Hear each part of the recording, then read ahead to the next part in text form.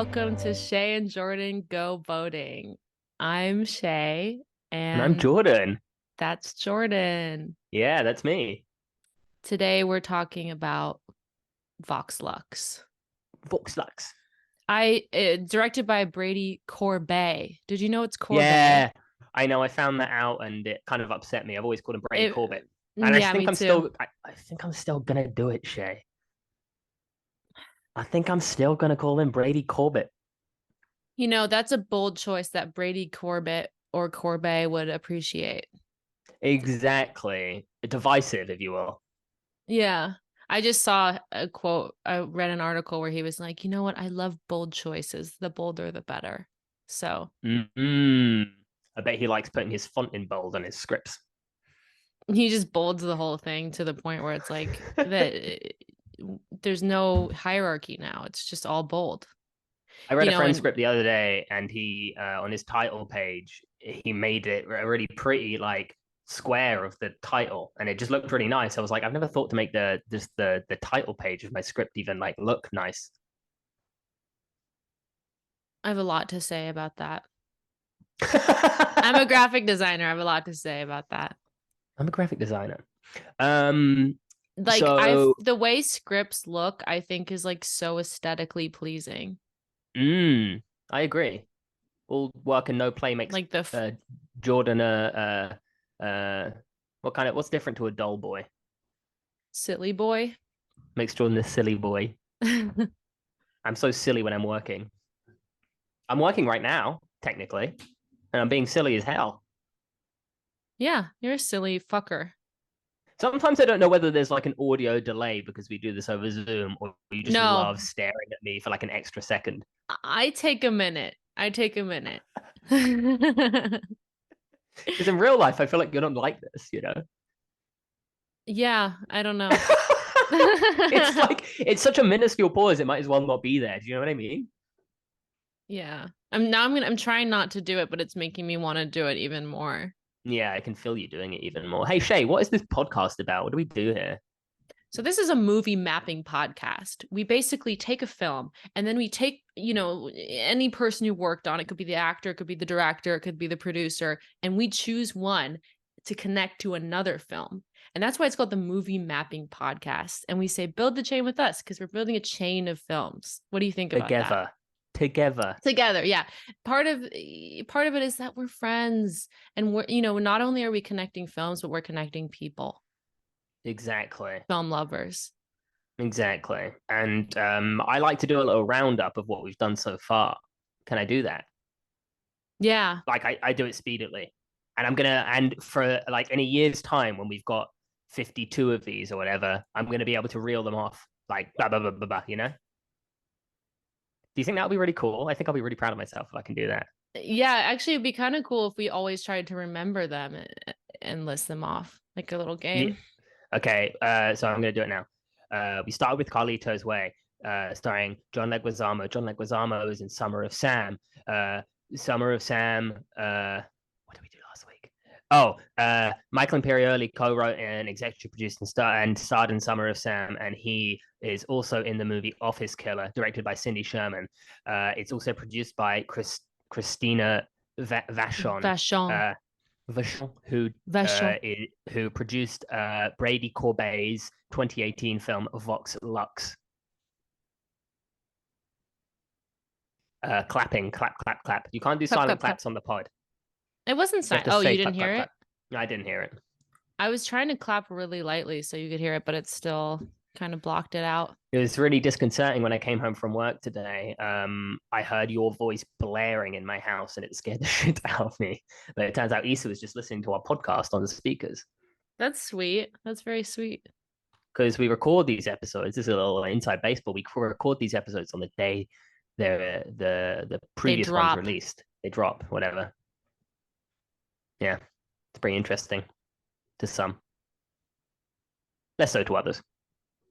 I think that the reason why I pause is I'm trying to really listen to what you're saying. Okay. There's not really much like to read between the lines, you know. It's all pretty face value. That's kind of my thing. Where would you most want to go on holiday with me? With you, Well, we spent some time in Paris together, so I think that's off the list. I Yeah. think I'd like to go to I don't know, Colombia with you. No, Mexico. I want to go to Mexico with you. Okay. Someone did recently tell me Colombia is a great place to visit. Was it someone who works for the Colombia Tourist Board? Yeah, I have a good friend over there at the board. Mm, Colombia. Colombia. Well, it's because you Apparently, speak Spanish as well, so you can lead me around. That's why I picked is a that why? Spanish-speaking Yeah. country. Yeah, Sure, sure. Yeah. Great.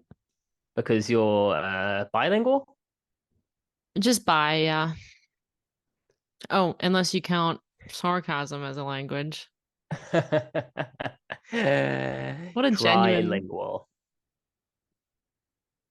What a genuine what? Laugh. laugh. I don't know if you're being Or sarcastic or laugh, not. as you say. Laugh. What a laugh.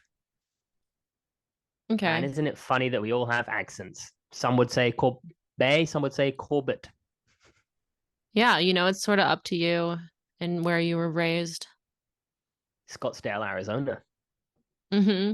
My Isn't favorite that where he's AZ from? boy. Oh, yeah, I thought you were talking about yourself. No, no, no. Um, I'm talking about Brady Corbet. I mean, I know he grew up in Colorado. I forgot where he was born. Why do you know where he grew up and not where he was born? Kind of Because half-assed research is this? yeah, that's the kind of research I do. Half-assed. And you let me do the other half. Together we're one ass. Mm-hmm. One full ass. And it's a Which juicy ass. I'm the left cheek. Okay. Who's the butt crack? The butt crack is just everything between us, you know? All of our emotions and time and Mm, memories. yeah. And It's quite obviously, therefore, you are the right cheek. yeah, yeah, yeah. Because Because I'm you're left-handed. left-handed. And I think it's a large part of my personality. And I think I almost quite offended when people go, "Oh, I forgot you were left-handed." I'm I've like, said hey that to man, you probably 3 times. yeah, but we've not spent that much real lifetime together. So like you've got a sort of like a quota to use up before I get angry at you. Well, I just, really remembered it. Why is your camera so much better than mine? I've got a Um, fancy laptop. What is what this all laptop do about? you have? I don't know, some sort of fucking Apple laptop.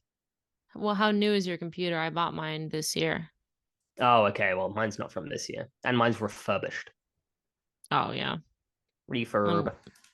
I mean, to be fair, I like all my work is on my computer, so I have to buy a nice one and I have to buy one like every year. It's quite annoying. Put that on the taxes. Yeah, if I knew how to do that, I definitely would, but it's just I like was a about whole. to start a conversation about taxes, but I don't want to do that. That sounds fucking boring. We're here to talk You know about how we goddamn were cinema. I did want to say something about taxes actually. God. Well, get ready to mark this and then we'll cut it. Okay. Like I'll just remember when I fingered the camera. Um yesterday, you know how we were talking about like things your parents ask you and you're like annoyed Yeah. by? Mm-hmm. Yesterday my mom was asking me about my taxes and I was getting quite Oof. annoyed. I was like, Oof. No, why'd you have thank to you. why'd you have to do that? Okay. Do you remember in a previous episode you complained about me clicking my pen? Mm-hmm. I'm currently holding 2 pens. And you've got double the ammo. I need to just throw them away because Yeah. otherwise it's going to be clicking the whole episode. I'm a real fidgeter. I'm a huge fidgeter as well. Wow. That's probably why we wouldn't get annoyed at each other in the cinema. You haven't annoyed I me in the theater so far. we've only been to the cinema together 3 times in life. Twice. Should Twice. we go through it? No, not twice. Wait. You No, you yeah, keep 3 times. Okay, let's tell the people our history of the cinema together. So the first time we went to the cinema together, we saw Mektub My Love, right? Yes. We saw it at the The ICA in London. Abdelatif Kachich, whatever the fuck his name is. Mm-hmm. What's his name? Is that his name? Abdelatif Abdelatif Kashish. Kashish, yes. We saw that at the ICA in London on the Mall there. London. Um, and we thoroughly enjoyed that We did. We had fun. because we like big booties and dancing and Mm-hmm. Just sort of they like a mentioned hot summer, yeah, hot summer beachy. stuff, Yeah, coming yeah, of age. Do you remember the scene where there's like the goats giving birth or whatever, or the sheep or whatever? yeah. It's Sort like an of. extended scene of like real life birthing. It's pretty nice, pretty good This was cinema. great. Many years ago. This was years ago. Yeah, 2017, 2018, something like that. Yeah, I would say probably 2018. And then when did we go to the cinema next together? The next time me and my friend Jordan went to the cinema was only a mere few weeks ago in Paris, France, or Mm, France, as you say. France. And we went to, I don't remember the name of this theater, Neither do I. and we saw a movie we're famous for loving at this point, Limpas. Limpas. The Impasse. Al Pacino. Carlito, Al Pacino is the Impasse. aka Carlito Brigante. Carlito Brigante. The new Um, improved Carlito Brigante. and then we went to the cinema again, you say? Yeah, we saw another Al Pacino movie back in London. Oh, of course. We saw Serpico at the garden. Serpico. How could you forget? Yes. I've got a Serpico poster right next to me right now, and I just totally forgot, man. I forgot that you came back to It's okay. London. Like I guess that you don't really like care about our friendship in the way I It do. was a real flying visit, though, you know. Yeah, I was here. I was there for one night. It was a Yeah, good. I've been craving your company, man. Oh, me too, buddy. Kind of wish you were here right now Yeah, because we could hug at the end of yeah. the episode. We could hug. We could go for a walk and go get like a soda as we love to do. You're a big soda head. Yeah. Every time Jordan and I hang out, I'll be going to get like my second Diet Coke of the day, and you'll be like, "Don't you want to? You already had one. Like, don't you want to mix it up?" And always But that's makes not me. how addictions work. Yeah, I should explain that to you every Yeah, you time. should really belittle me like that. Make me feel immature. It's also not a very nice day here today, so What's it wouldn't really like, be nice to rainy? go for a walk. It's not rainy, it's just kind of gloomy and windy, you know? Yeah, and then you're kind of. It reminds you of like, oh, This is gonna be my next few months here. I know I'm really pretty bummed out to be honest. I think I need to like start taking my vitamin D again. I I think got we one of need to those plan sad a. lamps. Oh yeah, that's cute. Hmm. Yeah. I think we need to plan a trip in the I don't near have any future money, Shea. together. We'll figure it out. Mm, I mean, I'm unemployed too, but we should plan a trip. Is that you for unemployed? that's you for unemployed. No, I can't do it. Too difficult. I I did like that though. un-M. I did un-M. That's pretty good On M, with my yeah, I hands. think we could pretty much figure it out from there. Yeah, yeah, I'd say. Are you okay? Yeah, just a little down today, you know. Yeah, I think it's you're right. It's the I can feel the autumn starting to settle in, you know. It's like yeah. I can see I'm looking out my window right now and I can see the leaves turning brown. The sky is gray. It's okay to be bummed out. I'm just dreaming, man, right now. I'm California dreaming. Yeah. Do you like Um California? I don't know it well enough to say. I've spent some time in Los Angeles, um, Yeah, which was fun, but I was like a kid, so I don't really know. we should go there together. Yeah, man. See the stars, take a dump on our least favorite Walk of Famer. Take a dump on Snoopy. Take a dump on Snoopy, yeah. That I fucking have smug little fucker. stupid fucking beagle. You don't even look like a beagle, Snoopy. Beagles don't have black ears. God, no, I love Snoopy. I love Snoopy too. Um, just saying Snoopy makes me happy, you know? Mm, like a warm hug. Doesn't that cheer you up a little bit? Oh, is that Snoopy's profile? Yeah, that's Snoopy's profile I was doing. It's a really good impression of Snoopy's profile. Thank you. Thanks so much. Guess whose profile I'm banning right now? Alfred Hitchcock. Yes! Were you actually? That's fucking hilarious that I got that. You literally turned your head to the side. It's because we have the same brain, Shea. Wow, how did I know you were being Snoopy's profile? Oh my God. Wow. That's really funny. To be us. You're also damn jealous. Yeah, like people are jealous they don't have a connection like ours, and that's okay, but at least they can kind of witness it through this podcast. Yeah. They can look, but they can't touch. Mm, touching's gonna cost you. Touching's gonna cost you. What are you doing with your hand? Showing you my new ring.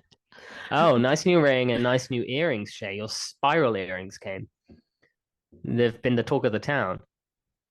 Mm-hmm. It, Uzumaki it, moment. I'm having an Uzumaki moment. I'm having a bit of an Uzumaki moment. What were you gonna say? Um, this feels less like an episode and more me and you just catching up. We can either cut it out or keep it in. We'll see how it sounds on the listen back because we do love to listen back to ourselves. Yeah. Though sometimes when I do it for too long, I feel like I'm going insane. Yeah, I do feel like I'm going insane as well. I feel like I live in an episode of our podcast. Yes. I really sometimes I feel like really insane due to it. Like it's like either I'm talking to you or I'm listening to us talk. Yeah, when we see each other in real life again, it's going to be really bizarre, I think. Yeah. Cause also I was remembering something we said like on FaceTime and I was like, oh, that would be a good clip for the episode. And then I was like, oh, like we weren't recording that. That was just normal. That was just us hanging out. Yeah. And this is called blurring the lines between work and your personal time. And I wonder it's if it frowned would upon. I wonder if it would like be easier if we didn't have to like watch everything back. Not that we do, I guess, but like If someone edited it for us. yeah, like I wonder if it would be less like Oh, not that I 100%. don't want someone else to do it, but I'm just saying like I wonder if that would make it yeah. If anyone Um wants to edit our podcast for free, for free, I'll give you a fucking big fat smooch. um, and if you don't Depending if want you're that, that's hot or also not. okay. Yeah, you have to be a 10 and you have You to have to be be like blonde a and full skinny. 10. A blonde, skinny 10. No, I don't no. You just have to be I thought, hot. no, you know, I thought we were in the Vincent Gallo thing. No, I can't. Sorry, Vincent. I can't join you that in that. He's got too many of them. He's hogging them all those skinny blonde All those tens. skinny blondes, God. How was your day at work? No, no, no. I don't want to talk about that. I want to talk about the movie. Okay. So the movie is Vox Lux. It came out in 2018. Um, directed by Brady Corbet, who I used to always make jokes about how he's like in every like indie or foreign movie I love. Like he just always kind of pops up in a Mm. smallish role, and you're like, oh, there he is again, Brady Corbet or Corbett. Um, and then he made a movie a few years. I didn't really know his other movie, but so you said that you'd seen it on Letterbox. Childhood of a Leader. Yeah, did you like it? Yeah, yeah, it's great. It's got Robert Pattinson. It's very similar to Vox Lux in all the ways. Yeah, I I think he was reading himself like considers them a pair as well. Yeah. I was reading an article that was saying like he kind of has similar things he's fascinated with, I guess, in both. Yeah, absolutely. Yeah, yeah, yeah. Yeah, so a nice little summation of it is that Childhood of a Leader is about the banality of evil, whereas Vox Lux is about the pageantry of it, Mm.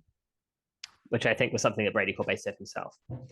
He said that Vox Lux is about the desire to be iconic. Yeah, he said many things about this movie. And I remember this movie being very mixed in its reception at the time. I mean, I Did you do see it when it feel, came out? yeah. I was gonna say, I feel like when I first saw it, I kind of didn't know what to make of it. I was like, wow, like that was an impressive movie that is Mm, literally about, it's like set in at least half of it set in modern day. And I feel like yeah. it's a little bit hard to like judge a movie like this right off the bat. Well, he intentionally said it a year previous. Yeah, but you know what I You mean? see Like that he it's said like, that? Yeah, no, I know what you mean. It's basically the um, same. no, I didn't see that. It's kind of like we actually had this conversation on one of our previous episodes about like making movies that are reflecting Yeah, upon quite a recent history, you're talking about which shampoo. obviously, yeah, talk about shampoo. But We obviously have to bring this, up shampoo every episode. we have to do our owl voice at some point. We have to bring up shampoo. But anyway, I just thought I wanted to talk about it in general in terms of like, yeah, Brady Corbet as a guy is an interesting place to start, I think. Hmm. No, it's not. That's what I'm I was feeling off. doing. I'm feeling so off, man. Oh, I'm it's so okay. off right now. Um, I feel like there's going to be incredible parts of this episode. There's just going to be some editing to do. Yeah, I think there's no pressure to be anything. Like I'll edit whatever and Okay, I love you. I love you. I love you. So let's quickly first talk maybe about actually the link between this and Office Killer, which isn't necessarily the most interesting thing in the world, but I think it is fun to note that one of the first things that comes up when you turn on Vox Lux is Killer Films comes up, which is you'll see on a lot of Christine Vachon has made a lot of indie movies in the past 30 years now, and Killer Films is her little on with the little bunny rabbit logo. Yeah. Um, and it's named after Office Killer. So Office Killer lives on in all of these movies, which I think is cool. Everyone going to see Past Lives right now doesn't even know that Office Killer is in the DNA of It all goes those, back to Office Killer. those Philistines. Yeah. I stand up in the theater and I go, none of you understand. You None of us you're would not be even here without Cindy feeling Sherman. you're not even feeling the Office Killer in the bones of this film. Yeah, it reminded me of Office Killer. It's like my review of Past Lives. Kind of gave me Office Killer vibes. That's so funny.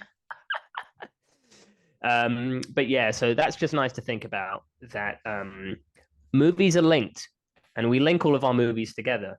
And that's the idea of the podcast. I mean, I do think that I was thinking like if someone this is like so like patting ourselves on the back, but if someone like didn't know about film and got into our podcast, like, you kind of start to have a good understanding of film. I'm cutting this Yeah, out. but no. Keep it in. Because that's the idea, we're making links and everything. And a lot of Actually, it. well, I was just thinking if we like wanted to rebrand our podcast a little bit, like I do think it would be cool to like market or I don't know, just put it out there more that like it's an invitation to get into film or like an easy-ish way to like feel like you're into film or something. You know what I mean? No, absolutely. It's like it's about sort of mapping an industry on both the level of artistic creativity and also just the idea that like it is an industry and all of these people have links to each other because that's just how the industry works. Like Yeah. it's the fact that we could have linked our movies in different ways and still ended up in the same place it's just the same in any industry. Like people up the top are all mingling with one another in some way. But I think Yeah. the most interesting part is about the artistry behind it, which is why we're more keen maybe to look at the people with more artistic drive in terms of the way they link, like the writers and the directors and the actors, and Mm. the producers with specialist interests like Christine Vashon and stuff like that, where they clearly care about the art and they're not just some Yeah. lame exec smoking on their little cigar in their office. Yeah. It's nice that we're sort of figuring out the thesis of our podcast as we go along. Yeah. I think it's cute. I really like it. Corbett said that discussed the challenges of making the film, saying nobody asked for it, and he did not make any money Make from any money? it. Yeah, I read that. And that's what this is all about. That's what art's all about. I'm I have fucking to sick. No, you go. You go first. just like watching this movie like made me really emotional. Like I'm almost crying. Wow. Because it's so, and also just reading about how it was hard to make, and it Mm, seemed that he didn't make any money, and like he had such a specific vision, and like yeah, is like intentionally like going outside of the prescribed structure of movies that we always see, that like are like telling us how to feel. And this movie just like just raises questions more, and it's just like so artistic.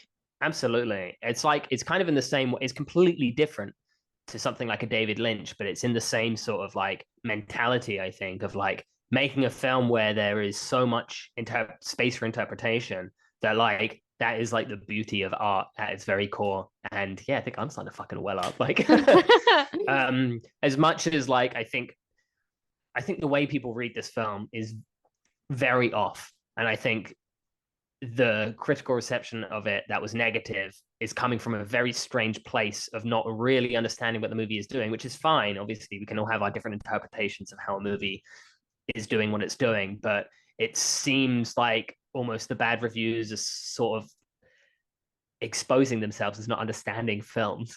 Yeah. Do you know what I mean? Yeah, it's true. But I also, I mean, like,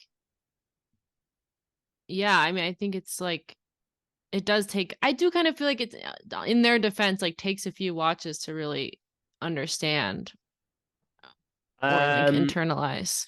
I would kind of give that a hard disagree because the first time I saw this movie in the cinema, I was absolutely like blown away. And it's one of those ones where you go, yeah, for everything that might be slightly off or doesn't work for you, you can see an intention behind it. And that's the kind of film I have like so much admiration for. It's a film that even when it's not working for me, I can go, wow, this person has a fucking vision. And he has a vision and it's so clear. In fact, on the second watch, this was only my second watch. On the second watch, I realized actually quite how simple the movie is. When I first saw it, because of everything that seems to be going on, it seems like people kind of accused it of being a mess.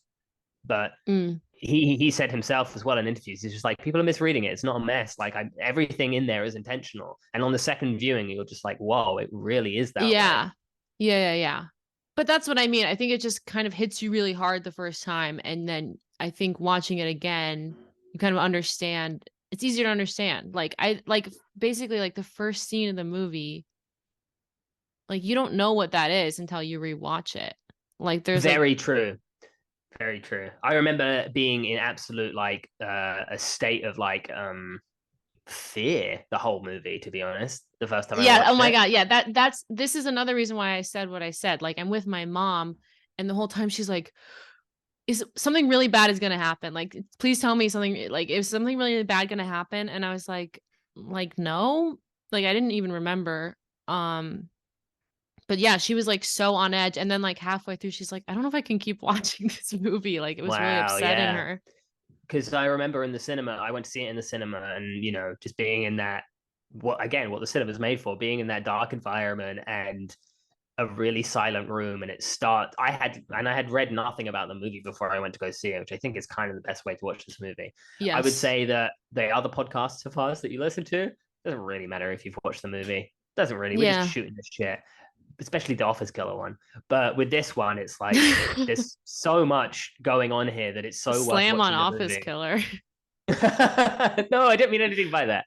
But it's just one of those things that the less you as sort of like much of a truism and corny as this sounds, the less you know going in, the better kind of thing. Like I just remember every sequence sort of keeping me so on edge. And that final sequence, again, I'm not even sure it was its intention, especially reading all this stuff that Brady Corbet's been saying. Like, um, I was in fear the whole time in that concert sequence. I thought Yes. something was going to happen. Yes. And obviously, very recently in real life, that Ariana Grande stuff had happened. That So happened during the filming.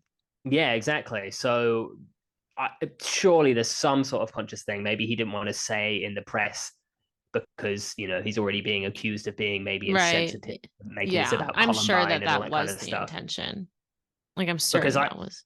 Yeah. because looking at it now, no, actually no. Let's get to the ending later because I think it's worth talking about the way this film sets itself up Yeah. before getting into that deep into it. But yeah, should we sort of just maybe give a slight overview of what the movie's about? So, um, this film is set. It's set up in three chapters, right? So Mm-hmm. the first one is in 1990. 80 something. No, 99. Really? Yeah. It's 99. Oh, So, I'm saying when she was born. Sorry. oh, I see. So yeah, it's set in 1999, and basically, there's a school shooting, and this Reminiscent of Columbine. very reminiscent of Columbine. And this girl survives the shooting and writes the song, a pop song that becomes very popular. And then the second act is her sort of rise to fame. And then in 2001, and then the third act is the second half of the movie when Natalie Portman plays a grown-up version of her as a successful early 30s pop star. 31 in 2017. Yeah, on the dawn of her new tour and her sixth album, um, Which is called as a, Vox Lux. which is called Vox Lux. Which you know what that you speak Latin, you know what that means? Means voice light. Yes. Um, so that's sort of the Two general nouns. overview of the movie. Two nouns. Um, yeah, that's the general But overview of the film. I There's think so much more also to it than that. though, I don't know if I should say this, but like every significant beat of her career lines up with like a terrorist attack of some sort, Yes, right? exactly. So obviously the first one being part of this Columbine-like school shooting. And then Act One ends with 9/11 happening. Yeah. Right as she's about um, to film her like first music video. mm-hmm. And then And then yeah, the last one is that there's a shooting on the beach in Croatia where they sort of wear masks that are evocative of the masks used in her music video. music video. Um yeah, also like the Columbine shooter. I don't like this is so hard to like know what structure to do for this, Yeah, but I know it's true, but let's be artistic with it. Let's jump around. I feel like so like the Columbine shooter is wearing makeup that is basically like the Vox or like her makeup throughout as like her pop persona is like exactly the makeup the shooter's wearing. Yeah, he's got this like lens thing in his Smoky eye. eye. But yeah, so I think Brady Corbet came under a lot of harsh criticism for this movie because it kind of like with Summer of Sam, where like people seem to get quite upset Yeah. when you make films about, or not even about, but inspired by real life issues. And I think people are very easily, I don't know, it's like a simple minded thing to try and imply that the artist is drawing a direct correlation between like being a pop star and being a terrorist. Like so many of these reviews and stuff I've been reading are just like Oh. completely misreading the movie. It's insane. But it's also like the thing in the movie where he like talks about like the idea that we should be getting our opinions of things from celebrities or whatever, like if a director is pointing something out in a movie that he necessarily like feels that that is the truth. You know what I mean? Like it's just meant to like raise comparisons of like these both of these things are spectacle. They're not the Yes. same thing, you know.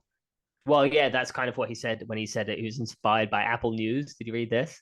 He No. said I was inspired by Apple News updates to make this film because of like the homogenization of exactly what you're saying of like large scale like terrorist attacks being like next to Ariana Grande cutting her ponytail like on the Ariana news like Grande licking a donut. yeah like that kind of thing. And I think that's such a fascinating thing. And this is basically theoretically kind of everything I want from a movie. It's about it's about everything that just like I care about, which is um the Like way commodification and like culture celebrity um and like the commodification of trauma specifically yeah, has yeah, become yeah, like so yeah. normalized in our society. Um and it does that without it being like a morality play or something, you know, which is it's such a difficult task and obviously failed for a lot of people, but Yeah. Um yeah, like when she goes, I don't know if this is like continuing your point or not, but like when she goes, when the shooting happens, basically Mhm. she should be going through therapy. Like she should be getting Yeah. help. But immediately they're like selling her trauma and like selling her song and then they like turn the song from like m- my trauma to like Uh, our trauma. I to we, yeah. So I to we. Willem Dafoe does a voiceover on this, the He's the sort of like voice narrator. of God narrator, and I think the thesis of the movie is very clearly sort of laid out in everything he says. To be honest, like that's one of those things where I'm like, well, if you can't read the when he's literally giving you like the text, like it's so overt, then I don't understand how people are misreading the film that much. But yeah, the idea that they changed it Yeah, from the it's I to the not a we, complex movie, really. no, not at all. Like it's layered, but it's not like hiding behind its own No, sentiment. it's Like it's clear what it's doing. yeah, you're right. He kind of does just say flat out a lot of the meaning of the movie. Mm-hmm. Um,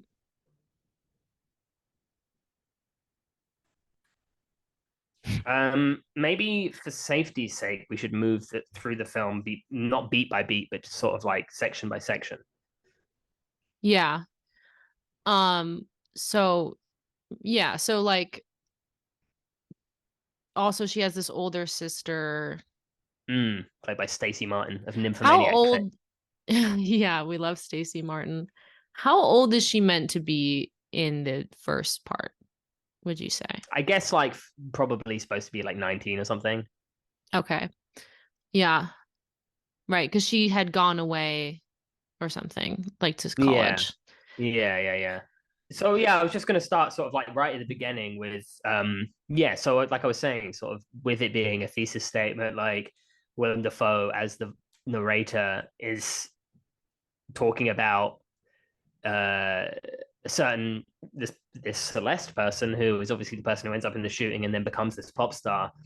Um, and it's done Yes. beautifully over this home video footage, which is great.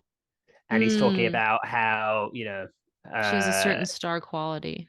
yes, and how she sort of like emblematic of a of a generation that is like to be coming from this. So um so it starts with that little prelude 1999, and um it's in this classroom in a high school, and there's that woman who she's in like Orange is the New Black or something. I always get her confused with Sarah Paulson. I get her confused with this girl who's in Wet Hot American Summer. But anyways, her name's Maria Dizia. I like her. Yes. Yeah, I think she's a really good actor. But she's playing like a school teacher, and then They do a school good shoot. job of like making you immediately like love her. Yeah, she's being like extra sweet to her class. She's like, "How was your summer break? Like, I prepped all this stuff for us." Um, She seems like a But great teacher. yeah, but obviously before this, actually, we've seen like a teenager driving around in a car, and everything feels a bit moody and scary. Like something Yeah. ominous is on the He's brink of walking on happening. a twisty highway Hmm. Um, at night. exactly. And then this school shooter comes in, and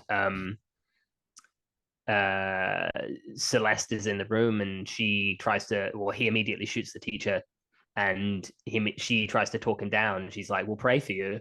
Yeah, Celeste Um, is really acting weird. She's a weirdo. she is a strange gal, and it's interesting. She's almost like this ethereal being in the same way, at the beginning at least, in the same way that like I think about Laura Palmer in Twin Peaks, where it's like this person is a stand-in for like something specific, and it's not as like in Twin Peaks, like Laura Palmer is like this like idea of like purity corrupt or whatever. It seems like Yeah. this is kind of the same sort of thing, but the idea is that Yeah. she's like grown up religious as well, which is a very interesting Yes. part of this whole story, especially with the voiceover that feels very biblical in a way, like Hmm. it's setting the story up to have this sort of like grandiose sense, like this story is a story, this is a version of a story of Jesus, this is Yeah. Celeste. Um, but the school shooter's like, I already killed people, so I'm not gonna stop now. I already did it. So, and then Yeah, she's like, stop, we can pray together. And then he yeah, shoots her. he shoots her in the neck there. Um, but then there's this beautiful, beautiful opening credits sequence. The opening credits are gorgeous. And Rolling opening credits, so handsome, so beautifully done with the this music incredible Scott in this Walker score. movie, Oh the my god. Scott Walker score is so beautiful.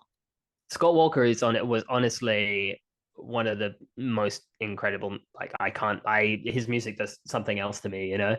I've listened to even though I've only seen Vox Lux once before this. Like I listen to the soundtrack all the time. I really, really just love that. He also did the soundtrack for Childhood of a Leader, which is really amazing.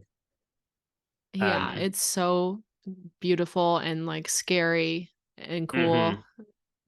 Um, Super fucking scary and cool. the text is so well laid out. Yeah, but like the action is happening behind it as well. I just really, really always appreciate like unusual, interesting credits. Like the movie from the get go, you go, this is an artist trying to do something. One of my Yeah. favorite credits ever. Well, I mean, it's in a bunch of his movies, but Bergman used to have this one where he would just have someone would just say it. He'd be like, "This film was directed by Ingmar Bergman." Like over images of the movie, this film was directed by Ingmar Bergman. It stars Liv Ullmann and blah blah blah. It's just like, wow, what a way of doing credits. Like, Yeah. yeah, it's just it's part of the art of making a movie is the credits, and I think a lot of people just don't care for it or like it's just like something they have to do. But this movie like makes it part of the text and makes you appreciate that this is a piece of art and a collaborative thing with all of these people. I think it's just Mm, even in its opening credits, it's saying so much just by listing names. it's fucked up. It's fucked up, man. It's fucked up. But then we go into Act One, Genesis, 2000 to 2001. Um, she's in recovery from this shooting. Celeste, this young girl of 14, is she supposed to be 14, 15? Yes. Um, um, and Stacey Martin, as we said, is playing her sister. Um, and there's this sort of vigil for the people who were killed. And did you notice who was Yeah. playing her dad, by the way, in that scene? No. It's the guy from The Sopranos who plays like the agent who's like in like 20 odd episodes of The Sopranos. He's in it like throughout. Do you remember That's him? so, yeah. That's so, I did not notice that. He doesn't have a single line in the movie, I don't think. I think he just sort of like sitting there at the I at the feel like he vigil says thing. one thing at the hospital or something. Oh yeah, maybe Yeah, and the vigil is where she debuts her beautiful song by Sia. by Sia. Yeah, Sia does all the pop songs.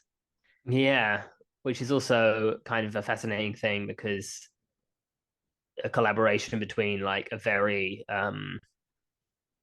obviously he was a pop star back in his day with the Walker Brothers and stuff, but once he went into his solo career, he became very experimental. And Yeah. um, to see him he's like kind of collaborating because he takes on parts of her music in his score and Mm-hmm. stuff, like it recalls it and stuff, which is really interesting. Um, Like the melodies, you mean? yeah, the melodies and Yeah, stuff, yeah, yeah. exactly. Um, but yeah, in this sequence, she performs a song. Is it implied that her sister wrote it? Because Yeah, I read the that sister wrote somewhere. all the songs, and Oh, but okay. she says that she wrote them. Oh, okay, I see. Um, so obviously this is very early, starting to make comments on like I was saying about the commodification of trauma and stuff, because Willem Dafoe's voiceover is reveals, like we said before, oh, it got brought to the attention and became a sort of song for the masses. So they changed it from I to we, and it Yeah. becomes about this, yeah, commodification of trauma. And uh, it's just what I want from an American movie, man. I want American movies to be critiquing America. Like, what's the point of being America if you're not going to fucking tear it to shreds? Yeah, I mean, I was thinking a lot about that, and like I don't know, like just because my mom kept being like, "This movie's so dark, this movie's so dark," and I just feel like a lot of American movies don't show how dark this kind of things are, and Mm-hmm. really try to like keep you comfortable in so many ways. Yeah, And yeah, it's yeah, just, it's absolutely. scary to watch a movie that is so outside of that, I think, Yeah, absolutely. for someone like my mom, even though my mom is cool and has cool tastes, but she seemed very, very uncomfortable and upset by this movie. Well, yeah, I mean, Brady Corbet was talking about it again in some of these interviews I was reading about like how when you're American, you're brought up to believe America is the greatest country in the world. Mm-hmm. And um, this is once again him just sort of trying to like interrogate that idea that like Yeah. America is the center of the universe. Um, but yeah, um, fascinating stuff. I feel like I haven't been silly enough in a while. I need to do like a silly voice. Yeah, you gotta silly it up. I don't know. I don't know. I kind of love how this episode's going, though, to be Yeah, honest. this is like the first time we've watched a movie where I feel like I'm taking it very seriously.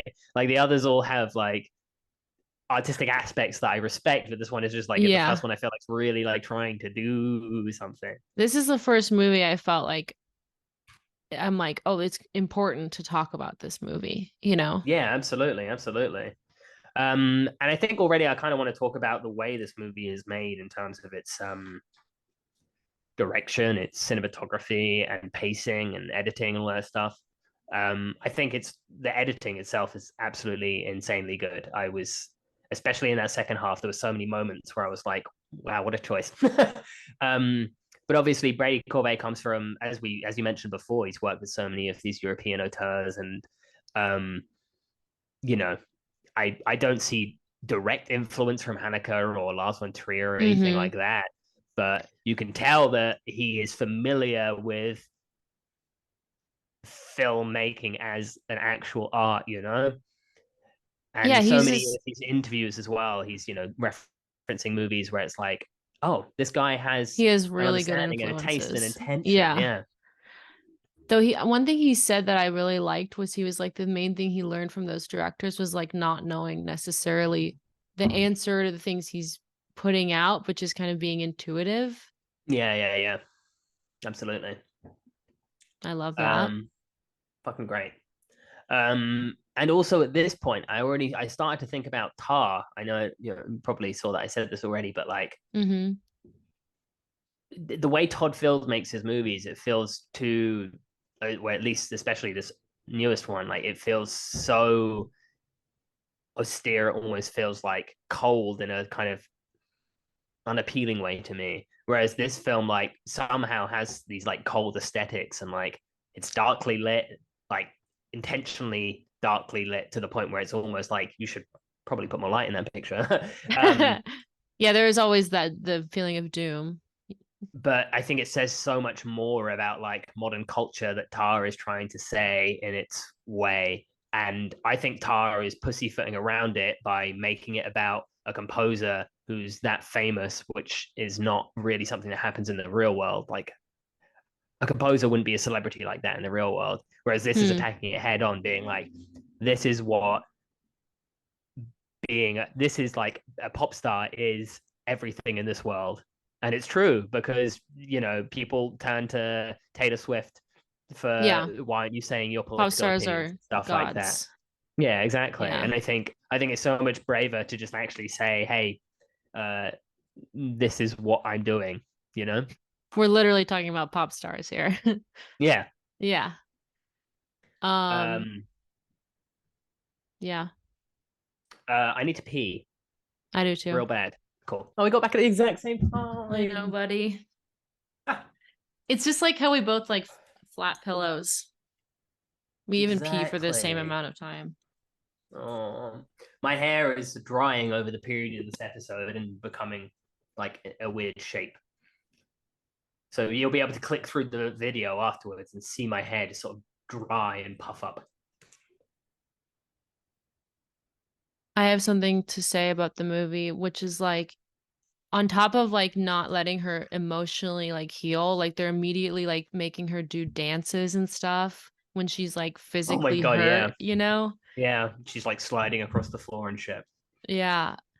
And then she starts taking pills for pain, obviously, which is Yes. scary. Very scary for a child to do.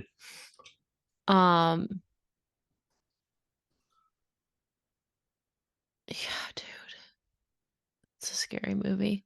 But also, like, there are some moments that are like, it's like, yeah, it's like the whole movie is so scary and like makes you feel like just empty, you know? But Mm. then I feel like there are some moments that are like really, really beautiful. I mean the sequence later on after all the stuff with Jennifer L, where they go on their tour of Scandinavia or Yeah, whatever, with this Sweden. DV footage that's all like sped up and it's That was making so me think of you. really how Yeah. come? I guess there are like in Issa and Anna, I feel like there are things like that. There are moments Oh like that. yeah, that's true. That's very true. So I made a movie called Issa and Anna. If anyone listening wants to watch it, just drop us a message and I'll send it your way. I shot a It's movie on very DV. it's very lovely. Thanks, Shay. Much appreciated. But yeah, it also makes me think of. I mean, I didn't even really actively think of this or what I'm about to say at the time. But do you ever see Rules of Attraction? No. Oh my god, this is amazing sequence. It's the best part of the whole book as well, where it's like a whole chapter of the book, and they somehow translate it perfectly from how it's done in the book to in the movie of this trip that a character does, and it's all in the first person, and he's saying what he's done, what he, like every action that he's taking really, really quickly, and it's shot on DV, and it's really, really quickly edited like Mm. this stuff, and it's just amazing. Fucking Rules of Attraction is so good. I hope we land on that at some point on this podcast. Okay. Um, anyways, Anyways, the moment I was thinking of, yeah, that part is really beautiful. Well, actually, that's another moment where it's like she advances, in maturity extremely with her 19-year-old sister, whatever, like hooking up with Swedish dudes and doing drugs and shit. yeah, absolutely. It's what again Willem Dafoe says in the voiceover. Yeah. Hey, got anyone who doesn't understand this movie, just fucking read what he Just says listen afterwards. to Willem Dafoe. Shortly after that as well, like when they go to LA, Yeah. um, and she meets the rock star who's British. There's this beautiful. This is the moment I was going to talk about. What are you talking about? The sort of like flashing images over LA, and then it like goes into the club.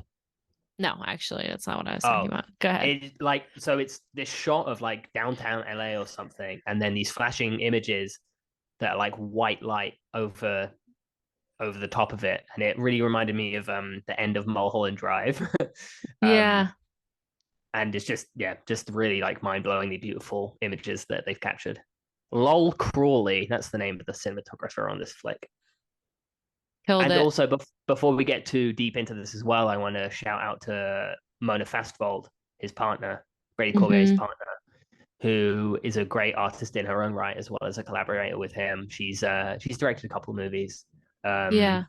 Sleepwalker, which has Christopher Abbott in, and uh, The World to Come. You see this Yes. flick? I did not. I it got got pretty bad reviews. I Yeah. loved it. It made me really Okay. really emotional. I'll watch it. I wanted to run out of the cinema and go and hug and kiss my wife. Like it was Aw. that kind of like full of love movie. Um, it just had such tenderness to it, and has this really beautiful score as well. And yeah, totally recommend. I think they're a great artistic pairing, Mona Fastvold and Brady Corbet. I can't believe Brady Corbet is like fucking 30 when he made this movie. That is also fucking insane. Even wilder when you think about Childhood of a Leader being when he was 27. I'm I know. 28, and he made something that competent when he was 27. Um, Jonathan Demme. Imagine Jonathan Demme turns around and goes, "Your movie is fucking amazing." Yeah. Like, and you're a kid. You're younger than me. Yeah. It's Thank you, fucked. sir.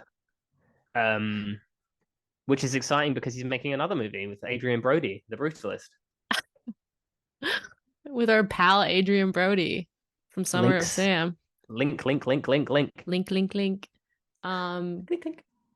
damn. I just like keep when we talk about this movie, I keep getting chills in my arms, you I know? know, I know. It's that kind of movie. It sends chills up and down the spine. It's if it works Fuck. for you, it really works for you. It's and I feel bad for the people it doesn't work for, you know?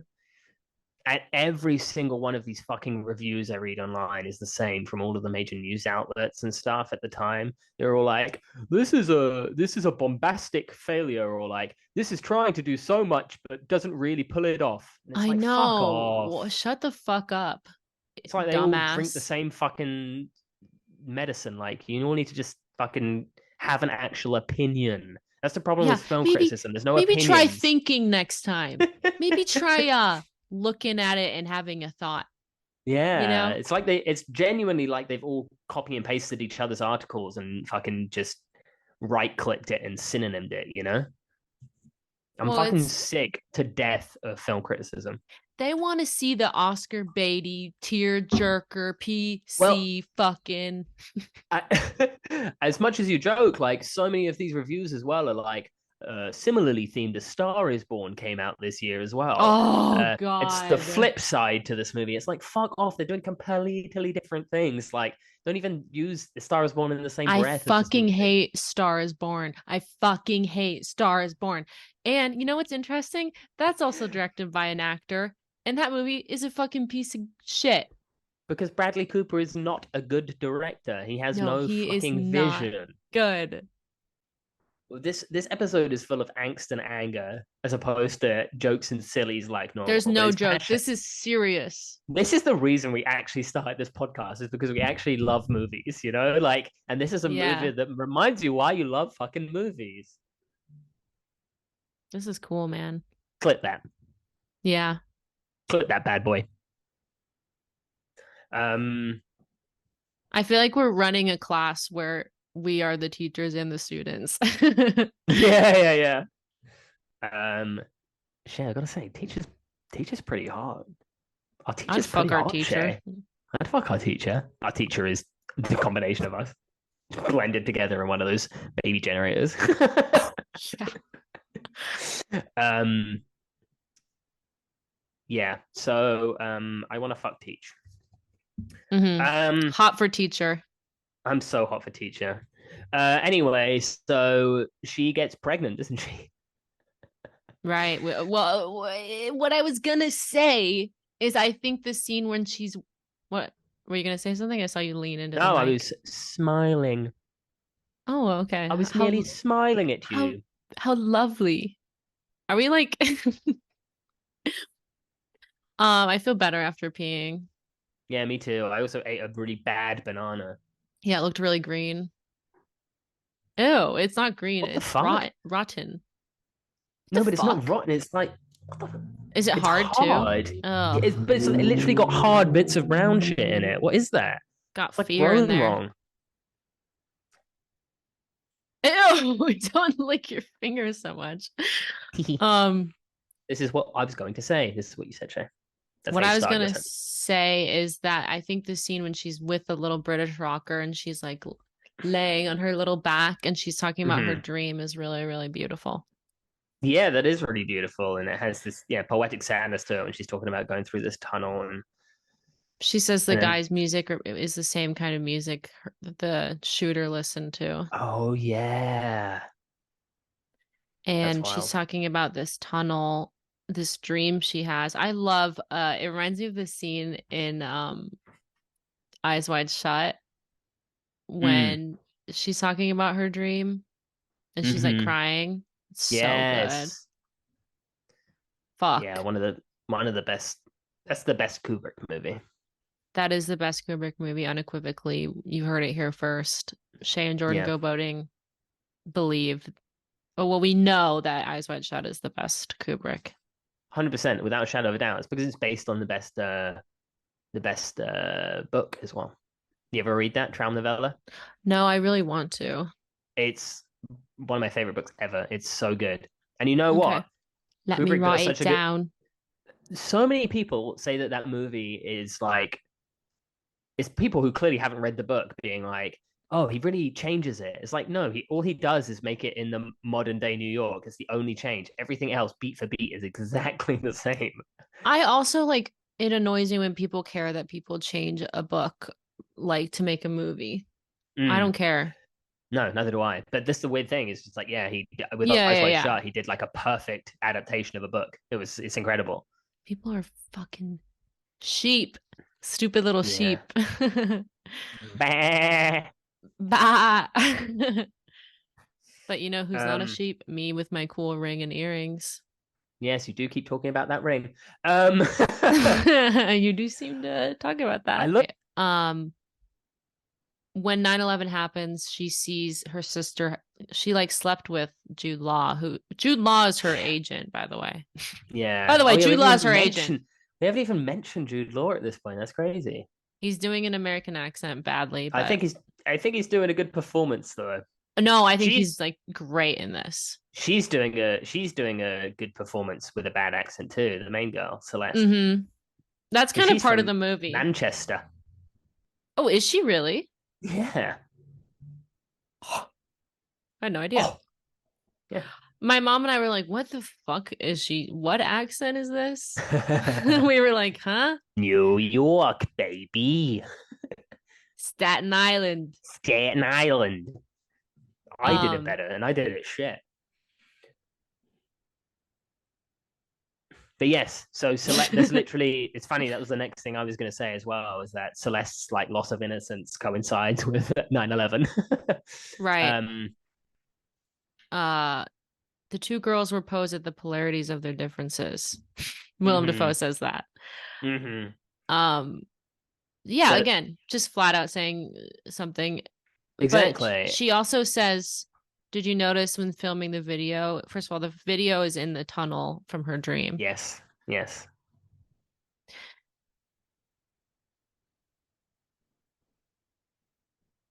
She also says one for the money, two for the show, three to get ready, and four we go. Yes, I did notice that. Okay. Um. So I didn't notice that one yesterday, but I noticed it today. that's funny. But yeah, again, Brady Corbet talks about like how this film is about like operatic extremes as well. And the idea of having that moment coinciding with her finding out about 9/11, like it's intentionally over the top, like all of these things like intentionally like it's not like this film is subtle, and it's not trying to be subtle, and that's the Mm. beauty of it, I think. um um It is like a weird tonal thing though, because the movie Feels so like serious and poetic in some ways, but then it can be really obvious and That's what campy. that's why I think it works, and that's why I think it really stands out in this world that we live in now, where art house movies think they have to be slow and austere to be interesting. Yeah. Again, sorry, I'm calling out Tar. I think you liked Tar, right? But Yeah, I do like Tar, but I think I just think all of these films just have this like cookie cutter feeling, and he teases that. It's almost like he's doing it on purpose. He's like, there are these aesthetics here that people like that seem to be accepted as like this makes this film art house, but then he's like mm, doing so much more than those films ever do. They just rely on that, whereas he's like making it operatic at the same time with the Scott Walker score and having yeah. these like grandiose gestures and moments and stuff. It's just such a unique piece of filmmaking. Even though like he's clearly someone who was influenced by a lot of things, like his voice comes out feeling unique. I saw someone comparing it to Showgirls. Yeah, I mean, it does have that sort of like level of I'm wearing my critique of American society on my fucking sleeve, Yeah, and I yeah, yeah. respect that. Obviously, it's doing it completely differently, but yeah, I mean, I think they are in a similar breath. Yeah. You know what I've realized about Showgirls though over the years? What? That Kyle Is MacLachlan's ass looked good. I've been in denial about it, Shea, until right now, but Kyle MacLachlan's ass looks so good. It looks so No, good. what I've realized is Paul Verhoeven has somehow made a great movie out of some of the biggest dog shit screenwriting. Maybe Joe Esterhaus might be the one of the worst screenwriters to ever live. I despise him with every fiber of my being. But he somehow, with Basic Instinct and Showgirls, wrote these scripts that somehow Paul Verhoeven took into his hands and just like it just shows you what a director can do to a script. Like What a it's king. incredible. What a king, honestly. What a Like fucking king. I can't believe how he turns around. Obviously, it doesn't. Lots of people don't think that Showgirls works that way, but he turns around and makes this movie that it almost feels like he's mocking the script that's been handed to Yeah, him. it works, um, dude. because I've seen movies written by Joe Esterhaus that have been directed by someone else, and they're fucking Yeah. they're unwatchable. Like Sliver. Yeah, man. Well, I'm glad Um, you came to terms with that. yeah. I came to terms with that. So So we're gonna move on to Act Two now. we're gonna move on to Act Two, Regenesis, 2017.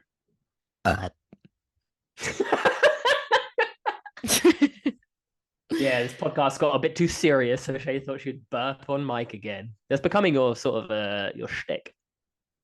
Yeah, other than staring blankly when you say something. Yeah, I really don't want that one to stick. I'm sorry about that. um, I didn't do it this ep. I keep wanting to say epi, and then I'm like, I don't want to say epi, but it's stuck in my head. makes me think of EpiPen. Yeah, me too. I kind of like it. I think everyone says ep. I think we need a new way of saying it. I think epi's better. Epi. Epi. It's cute. I'm epi if you're epi. You've been So so serious this epi that I that I was like was taken aback by you making a joke. so Act Two Regenesis 2017 starts with what looks like it could be the start of a music video or something. It's this beautifully like um what's the word I'm looking for? Where things Shot, are framed. the framed shot where it's like perfectly framed in the center. And obviously we've just seen the end of her last music video as well recently. So like, that's on the mind. And you Mm. see this beautifully framed shot, beautifully lit, and you're like, wow, this feels kind of strange. And then a man walks out of one of these little beach houses or beach changing rooms with a mask, which is like the mask that she's wearing in her music video that we've The just music seen. video we have just seen And he's got big gun in his hand. got big gun. He walk to the beach Zlatini Rat is the name of the beach. and he starts laying in on some people in terms of shooting. Well, him and a Okay. bunch of other people. Yeah. With the masks from the hologram video. And this was interesting as well because obviously we're jumping a whole chunk of her career and what happens to her and how she manages to like stay famous, and her music in theory must be good in this world, or like, can retain its popularity because she's however many years on or whatever. She's on her sixth album, she's a success. But it's interesting that the masks are from her very first music video. Yeah. And I think that maybe it's just like a shorthand. I don't think there's anything really to read into that other than it Yeah. being like the easiest way to I express. think it's just convenient, but it is Yeah, interesting exactly. as well. Um, so it's interesting because, well, then obviously we come into 2017 Celeste in New York. She's New all grown York. up. Jude Law's gotten older. She's a Dude, different actress. She's played by Natalie Portman now. yeah, she's played by Natalie Portman now. She's Um, 31. 31. Imagine. Can you imagine? That'd be so crazy to be 31. Kill me before I get to that age. Kill me. I want to make a really dark joke. I'm not going to. No, Um, no, do it. Do it. I was gonna, I was gonna say, I'll be waiting on a beach in Croatia, something like that. I like We'll cut that. that out. We'll cut that out. We'll cut that. We'll cut that. Never cut anything. Um, so we basically she's doing a tour for her new album Vox Lux, and she's starting off her tour in her hometown, which was obviously New Brighton, where the shooting was when she was a kid. It's crazy Um, that she's from the same town as you. well, no, she's from the new version. Right, yeah, but It's similar. like Brighton, but like it's shinier. So Yeah. I'm from Brighton, England, You're from for our dusty, listeners. crusty old Brighton, England. Dusty, crusty, so rude. So Um, rude. so turns out that this shooting that we've just seen is like, it's supposed to have happened now, and they get wind of it when they're about to do the first, well, like the day before they're supposed to do their first night of the tour. Oh, I thought it was the same day. Oh, you're saying the shooting happened the day before. Yeah. Um, so Jennifer L is still with her after all these years, as well as Jude Law as her. What he's her manager. What's she? Press agent? I Some don't fucking yeah, know. some corporate music fuck. They're like Um, her mommy and daddy. yeah, they're like her mommy and daddy, and again, She's sorry, go ahead. no, actually, what do you? I want to hear what you're gonna say. I just from Jennifer L's character specifically says like why she said like her body of work is a symbol of the consumption, no, corruption in the West. Sorry, like that. She's like, I don't know, something about her work body of work being a symbol of corruption in the West. Which is obviously Oh, as in like why the terrorist attack took place, yeah, yeah, and they yeah. used her stuff for the hologram video. I don't actually have a further point on that. I just wrote that down. I wrote down Celeste would be 31, prisoner of a gaudy and unlivable present, which had reached an extreme of its cycle, and there was no imagining what new forms it or she may assume. Did you say that? No, Willem Dafoe said that. Oh, okay. I was like, wow, you're really poetic in your notes. How do you write all this? No, no, no. Willem Dafoe said that, and I was like, fuck. Fuck. I was like, Say it. Can you say fuck. it? Can you say it one more time? Yeah, sorry. I'm kind of bad at reading words, but I'll do it anyways. Celeste would be 31, prisoner of a gaudy and unlivable present, which had reached an extreme of its cycle, and there was no imagining what new forms it or she may assume. Yes. And isn't that just true? Culture shapes I her, and would. then she shapes the culture. Natalie Portman or Celeste as an adult is kind of fucking insufferable. Yeah, absolutely. The idea that she's sort of like become this like somewhat monstrous character um through her being never addressing her trauma, I guess, and Right. being Yeah. abused by a society that expects something of her. Instantly being treated as an adult and like becoming a celebrity has made Yeah. her a horrible person, unsurprisingly. Yeah. Um So in this new present, her daughter, she has a daughter, which it time wise works out to be the um British rock star that she had sex with. Yeah. And they make the bold choice of having her daughter be played by the person who played her And young have Celeste. Stacey Martin be played, just But play it's, both versions. It's don't a even try and make very her look slightly older. no, it's Not at very all. confusing. You're like, Yeah. what? But you know Um what, Brady? I'm willing to suspend my disbelief for you. Absolutely. He put contacts in her eyes so she looks different. And they have her when she walks down the stairs. She says, "Mom," so you know it's her mom. Yes. No, that was genius. Like it's such a simple Oh, thing to do. Just say, yeah. just have her say, "Mum." Hey, mom. Well, it must be her daughter then. That's me. That's me in the cinema elbowing Must be someone your next to me. daughter then. Must be her daughter then. Looks like her. Ooh, doesn't half look like her. And she doesn't have the weird accent. She has just kind of a more of an American accent now. Yeah, this is true. Um, and And then Natalie Portman is doing a very dramatic New York accent, yeah, like extremely dramatic, which which is a I choice. I have to say I think her performance is so good and I'm obsessed with it. Like It's I love it. fascinating. It's absolutely fascinating. Again, it's one of these parts of the movie that I think is like completely misread. Like it's in clearly intentionally like a big bold Mhm. performance that's supposed to be jarring to the first half that you have seen. Yeah, totally. And I also think like she's supposed to be the character even is supposed to be like really jarring and performative and weird and extreme. Yeah, absolutely. Like she's so out of touch. Like it's one of these things about like, oh, when you are famous from that young age, like You never grow up. you never grow up. It's like Yeah. the rest of the development, you're just stuck there. Oh my Um, God. I know this is like later in the movie, but when she's like throwing the tantrum and she's like has her arms back and like spinning, it's so funny. um, but yeah, But so also really sad. she goes out for lunch with her daughter. Yeah. Um, Who's being raised by the sister, Ellie. yeah, pretty much. Sister's name is Ellie, by the way. We never said that. Oh yeah. Um, so she goes to this place, this diner to sit with her, And and she's she all nice to sit with somebody who doesn't have their face buried in their phone.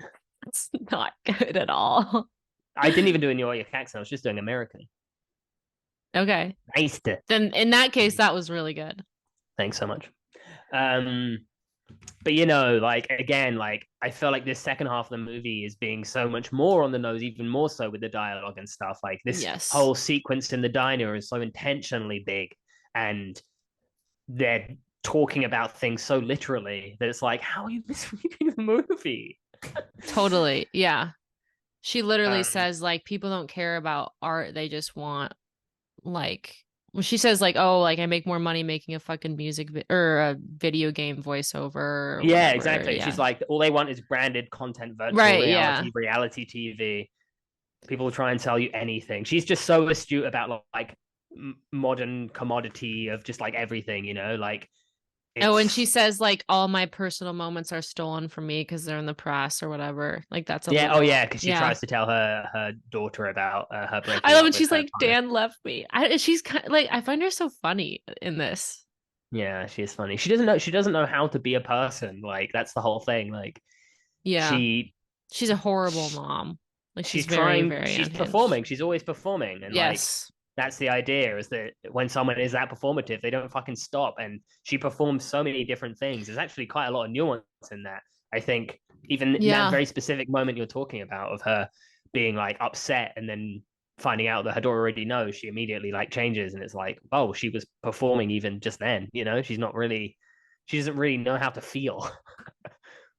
Right. And then when she starts like crying really abruptly and it's really bizarre and Yeah. shocking. Yeah. She obviously like has insane substance abuse issues, Yes. which Which then is in the voiceover of the slow motion of them walking out of the hmm, which I think is a really good moment as well. I think all of those moments are so particularly chosen where the voiceover comes in and they really just like Yes. really hit home. Yes.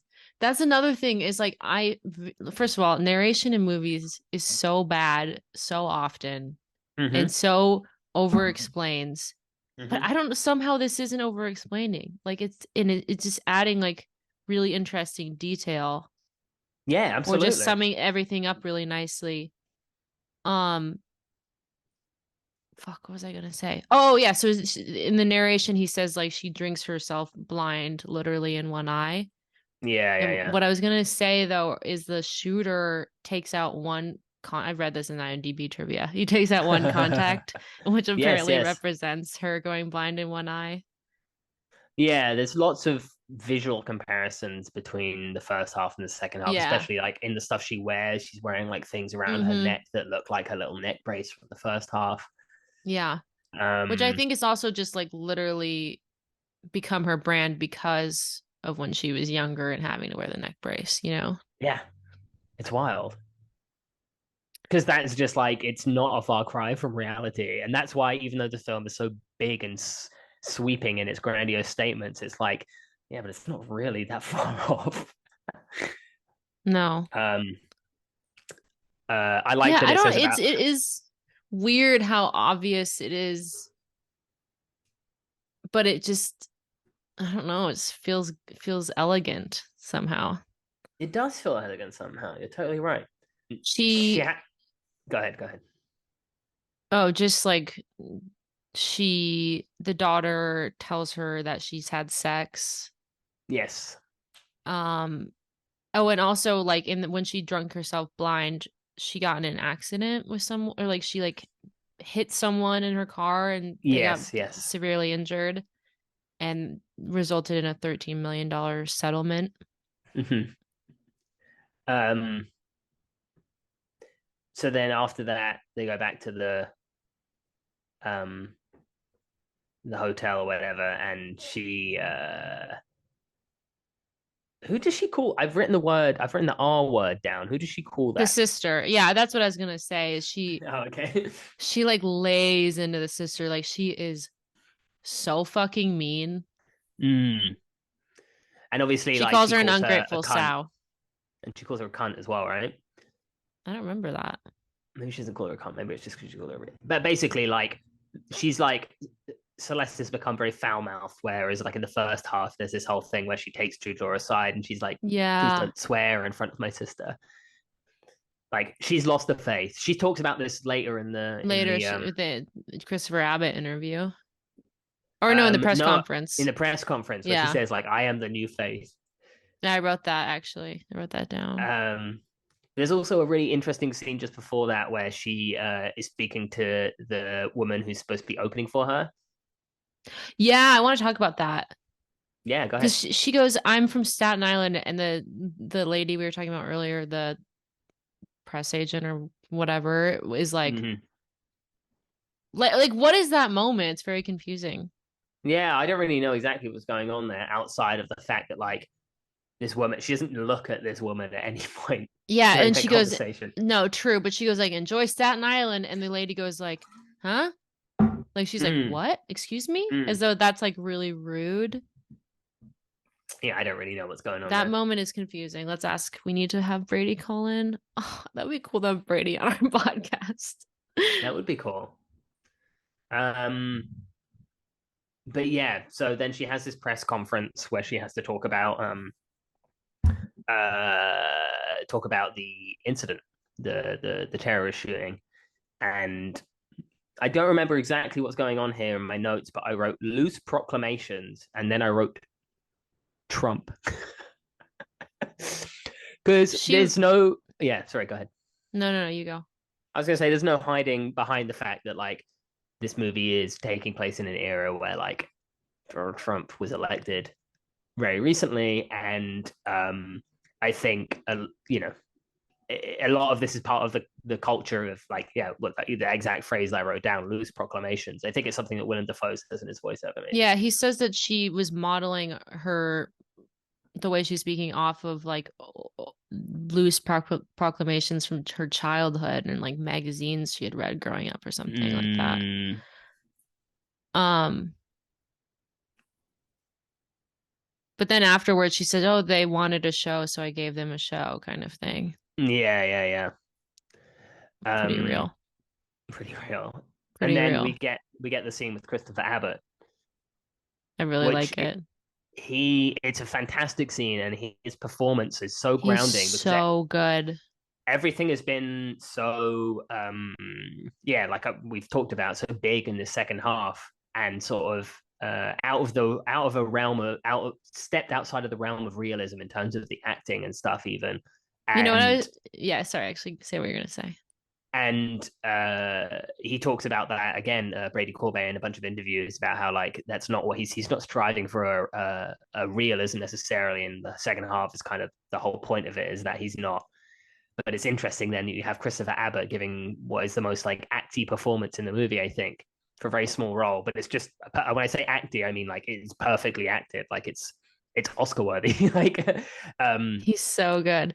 It reminded me of like, in Sunny when they like sometimes encounter like normal people and they like mm, seem it so insane in front of them. yeah, yeah, yeah, absolutely. Um, but yeah, I'm saying if Ned Beatty gets a nomination for Network, did he even win or something? Two of them people who were in like one scene in Network won Yeah, yeah, Oscars. yeah. Give it to Christopher Abbott for that little Give it to performance. Chris It was Abbott. great. It was great. I was really blown away by it this No, second that time scene round is as well. so good. I just was when I was rewatching it, I was like taking a video of it on my phone and I was gonna post it on Instagram. But then I posted a different scene. It might be one of my favorite scenes in the movie. I think it's just it's really well scripted as well. Like it's the best scripting in the movie. I think it's the bit where his writing really shines in terms of dialogue and stuff. I was like, He whoa. is really grounding. All I wrote was Christopher Abbott is an icon. I wrote Christopher Abbott and then I did a Love Heart Eyes. He's my biggest um, celeb crush. oh I know my you God, know this. same. Hey, little tip to anybody who has a crush on Christopher Abbott. Watch Possessor. Yeah, watch Because he Possessor. shows his little peen a little bit. He does. He does. I do remember that. I saw it in a cinema screen, nice and big on the Oh, I know you remember it, honey. Um, she walks back to her room and Jude Law is hugging her daughter. Don't fucking hug my daughter. Get your fucking hands off her. Get your grubby mitts off my daughter. Has he been smoking his jewel yet? That's funny. Yeah, he smokes his jewel in that scene. Yeah. Remember when jewels were the Um, biggest? Crazy. What a time 2017 was. yeah, maybe try an elf bar, buddy. No, no. Vaping's not cool anymore. It's become fucking lame. I mean, it was always lame, but it's lamer than No, ever. it's extremely lame. I just meant like that's what he would be doing I nowadays. know, I know. I just really wanted to get my opinion out there about stupid fucking vapes. We're all gonna die. We're all gonna rot from the inside. This film has gotten me very pessimistic in a way about the world. Optimistic about art, pessimistic about the state of the world. Yeah, but And it is kind of depressing too about art where it's like so many people fucking didn't get this movie. yeah, true. And yeah, like you said, that whole statement of him being like, it was really difficult to make and I made no money. Yeah, like that's upsetting. I mean, at least that he's making another one. Like he's not giving Yeah, up. yeah, yeah, exactly. Um, I really like this scene with Jude Law, honestly. Where like she's like, "Oh, did she say anything? Like, what did my daughter say to you, or whatever?" And he's like, "Oh, she says she wants to meet your dad," and she's like, "Not what I expected you to say." I don't. I just think she's so funny and weird, Yeah, yeah, yeah, and I absolutely. like when she's like, "I'm scared." I Hmm. don't know. I Uh, love the way they are together, and then they get high uh, together. yeah, they do. And there's another fun sped up sequence. Yes. Yeah, that was good. She's like Another going just, insane on a little bender right before performing on stage. yeah. And then she's doing having her Judy Nutty. Garland moment the Yeah, who next day. apparently was a big inspiration. Hmm. Am I annoying you? Shut the fuck up, Shea. um, superstars and terrorists. If they stop paying attention, if we stop paying attention, they'd cease to exist. Mm-hmm. Did someone say that? Wow, you're taking a big fucking gulp, man. Yeah, I definitely read that. Well, I wrote it down, so and then I wrote puffing on Did his you know vape. the did you know the film was shot in 35 mil? You can fucking tell. Fucking looks good, girl. It looks fucking great, girl. Um, is there anything you want to say about this section before we get into the finale? Oh, you wanted to talk about her little tantrum, or you've already talked about that. Yeah, her tantrum's funny. But also sad. And then she kind Mm, of reconnects with the sister and they have a sweet moment-ish mm, where the sister is like the only one who can really calm her down before the show. yeah, absolutely. And I think it's just really upsetting that like she acts this way in front of her daughter. Yeah, it is sad, isn't it? Um, but yeah, so then we go into the finale, which is the big her performance, you know. She goes in Big concert. big concert. Um so they get sort of hyped up, her and her dancers, like a sports team. That's what my mom said. Yeah. She's like, it's like sports. Who's the baddest bitch in the room? You um, are. um so this finale is one of those things where when I first saw this movie, I was terrified. Did you have Mm-hmm. that? Oh yeah, yeah, yeah.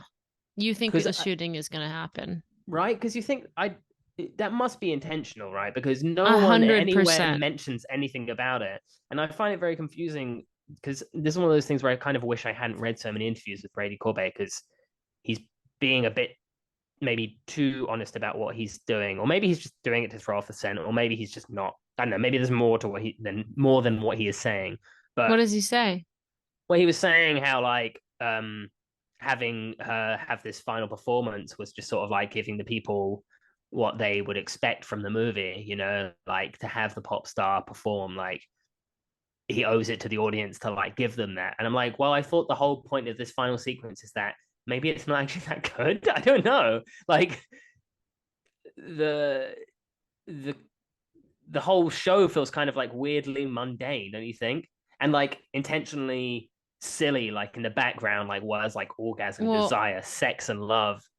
I found a quote. He said, Oh, please, "It's yeah. like what my nana thinks pop music is like, but the broad strokes are intentional, not." Da, da, da, da, da. I don't know. Like I think he wants it to be not very good. Yeah. You think he wants it to be not very good? Because that's what I was getting from it. Yeah. And I think, um, like, I it just looks think like. Sorry, go ahead. well he says I just say I think just saying it's like what my nana thinks pop music is like, you know. Okay, Like and okay. it's like it is pop music, but her voice sounds weird, like It looks like she's kind of lip syncing and stuff. Like, it doesn't really feel cohesive, and like there's not any costume changes or anything, which I it always feels found kind like of strange. dispassionate and Phoned in almost. awkward and yeah. Yeah, yeah. Um, but obviously we get these really interesting shots of it in like HD and stuff on like these ugly cameras. But I think I do still think what he said doesn't necessarily contradict what we're saying. No, no, no, no. I don't think so. I'm not sure it's necessarily proving the point of what we're saying, No. but But I also uh, think our interpretation, no matter what he says, is valid. hey, that's the beauty of cinema, isn't it? It's the beauty of art. Um, but yeah, so they also get these shots of the crowd and stuff. There's these teens who are like crying, or typical like queer teens who have like found themselves a pop icon to like fawn over and rely on, And she's like doing her sermon.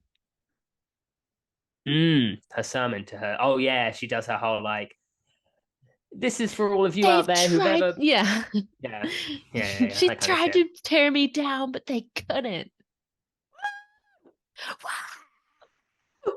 You do this every episode. Have you noticed that? Yeah, I think it's fun. It's funny. Um, but yeah, so obviously there's the taste of the Ariana Grande shooting or whatever that happened the year before this movie was released. Um, which has lends this whole final section. The first time I watched it, the second time obviously I knew nothing was going to happen, so I was looking out for other stuff. But like, it has this sense of like kind of like an impending doom. Yeah, I was the words impending doom were literally in my head just then. I think the whole movie has the feeling of impending doom. But only on the first watch.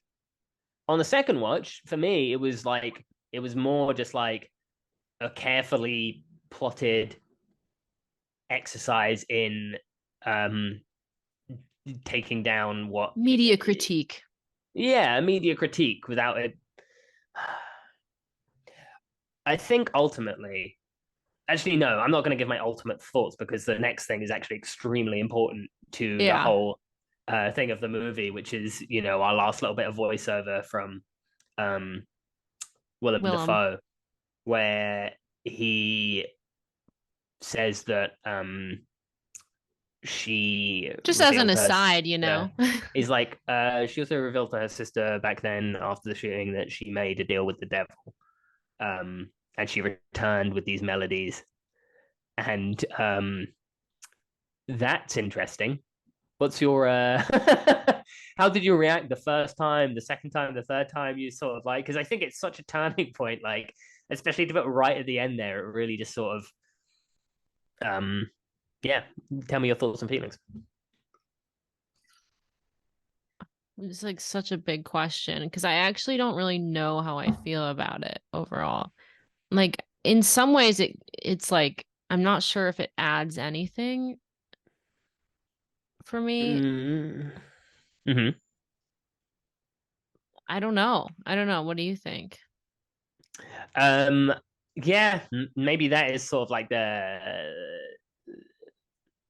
crux of what makes this movie um so ripe for interpretation, even though it is wearing itself on its sleeve in many ways. It's yeah, to include that is to change how you perceive the whole narrative and also like how you place yourself with this voiceover and this sort of voice of God narrator. And yeah, I mean, I don't know. I think I need more time to mull over that. I was No, hoping that you would exactly. have a more, yeah, more succinct critique, but like, it's kind of hard to. Yeah,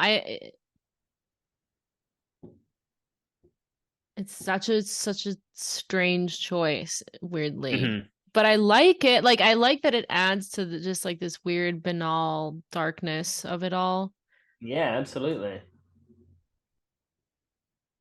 Um, but yeah, I mean, after that, we get the end of the movie, and it's the subtitle of this movie is a 21st century portrait, and the credits scroll upwards, which is nice, like that as well. It's very nice. Very I was handsome. hoping What's you about would yours? have a more strong feeling on the devil situation. I think I did. I did yesterday. I did have like a big sort of thought about it, but I don't think I wrote it down, and now I'm sort of like grasping at memory straws. um, but yeah, maybe we'll add an addendum where we talk about it. I Maybe know. that'll be I the do bonus want to episode. talk about it more because I think that is one moment of the movie that I'm not sure how I feel about it. I know I feel good about it though. That I was talking earlier about like potential missteps and things that like even when you're watching a piece of art that has things you don't really like connect with, you can go, hey, I appreciate what you're trying to do here, even if it's not working for me. I said that about this movie, but there's very little in this movie that I feel that way about. Um, and it's also one of those things where I can see all of this not working for someone, and you know, some people don't like when films are really boldly saying what they're saying. Um, but it somehow does that at the same time with leaving all of this room for interpretation. I mean, we wouldn't be able to talk about this movie for 2 hours if it didn't have the space for reflection and alternate ways of receiving what we're shown, you know? Um, Damn. yeah. Yeah, I agree. Like I definitely respect the choice. Um, yeah. I don't know. I don't That's know. okay. Not answers that art doesn't always have answers, and that's what's so great about it. I know Exactly. That's what's I've said so that good. slightly differently like 5 times throughout this episode, but Yeah. that's it. Like this truly is a piece of art, this movie, and I think It it's weirdly even gained over the past 5 years since its release, like even more pertinence, really. Um, yeah. I think, These bitches yeah, won't shut up about Taylor Swift. yeah, exactly. I think this movie might, actually be a really good time capsule for the celebrity culture and the commodification of everything and everyone in our lives that has happened in the past 10 years. So I think maybe in 20 years we'll look back at this movie and it might be reappreciated in a new light, maybe. Um, it feels so current and so modern. Like I can't. It's very difficult to make a thoroughly modern film that feels like it earns it. That's why a lot of times in films when there's like iPhones and people talking about Instagram and Tinder and Twitter, like it makes me want to vomit. But there's something about this movie that like it's actually trying to say something with a modern day setting. It's trying to relate the things that happen in our lives to something larger, and tries to critique them without being like I say, it's not like a morality story. Like it's just an exploration of um everything. Everything. I don't know. I'm getting lost in my train of thought now. No, I think you're so right. And I think you made sense. Okay, that's good. I'm glad I made sense. As much as David Byrne tries to imply I should refrain, Mm-hmm. I tried to say that without saying stop. Yeah. I almost stepped in and said stop. Stop. Um, stop. Um, It's getting a cinematic re-release. I did. It's it's a powerful critique, man. What I said. No, the movie. Oh, yeah, absolutely. I mean, there's that's what I'm saying. Like, I just think it needs time to be reassessed, and I think that hopefully it will be looked at again because obviously we live in this world where there's a plethora of movies released every fucking day because of streaming platforms and all this Yeah. shit, and films don't have a lifespan anymore. And I feel like this movie maybe came right at the end of the potential for films to have a lifespan. So maybe like this will be picked up as like the end of an era of filmmaking as well, in a sense. Like I think I think it's more important to film culture than it's currently being given credit for. And I think it Yeah. in an ideal world, this film will live on longer Maybe than through our Barbie. podcast. Maybe through our podcast. Dude, I was like, when we were talking about this movie, I was feeling shit. Like, when I was watching this movie, I was like, wow, I'm like feeling things, you know? Mm, It's so powerful. yeah, movies have the ability to do that. Like Remember how I love movies can make you feel? like as much as it's like a kind of joke, like it genuinely No, is. I'm Like serious. Yeah. no, I know, but like I know we're like silly people, but like Yeah. movies are a very beautiful thing, and it's always so nice to revisit something that really does like earn all of its artistic credit. Like I've seen so many movies recently that, especially new releases, that I've just been like, no one's putting in the heart. But this film I is just like know. full of ideas, but without being like I'm trying to like slap ideas against the wall. Like it's all part of like a well-crafted thing, you know? Did you like People are too Spring easily Breakers? impressed. Yes, I did. I did like Spring Breakers kind of. It's why are I you mean, asking I no, because I that? just watched it and Yeah. it's so obvious too, and it kind of reminds me of this, like it also has like these repeating images and obvious Hmm. critique of like our culture, but Yeah, yeah, yeah. it made me feel in a similar way, like Mm. I don't know, No, I do know what you mean. I do know what you mean. Um, yeah, I mean, we're both like starved. really bleak but also have like these beautiful moments. Hmm. And both can be very much accused of being self-indulgent for their Yeah, yeah. filmmaking style and And both choices and are stuff. kind of obvious, like I was saying. Yeah, I don't know. Love Yeah, it. yeah, yeah. Love It's it. great. Hey, Shay, do you know what it's time for? Oh my God, I literally forget every episode. Oh, this is a big one. I don't know why I'm saying that Yeah. everyone's a big one, but it just feels like where do we go from here? Because I we have, can I just we've say, I cho felt like yeah. crying like so many times this episode.